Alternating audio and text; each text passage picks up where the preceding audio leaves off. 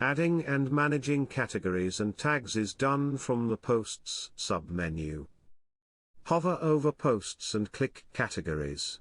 To add a new category, fill in the new category form. The slug field is a browser and SEO-friendly version of whatever you type in the name field.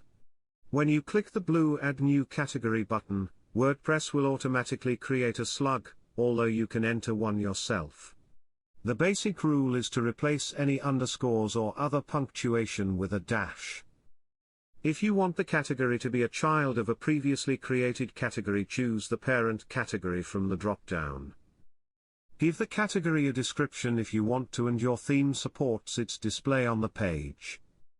Click the Add New Category button and your new category will appear to the right-hand side. Moving on to tags, hover over Posts and select Tags.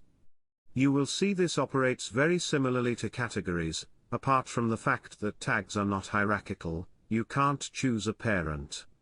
Tags are mostly used to give extra context to blog posts and should be used sparingly. Each tag you create, as with categories, will create an associated page in WordPress, showing a paginated listing of posts. Some search engines will view tag pages as low quality and ignore them, so be careful.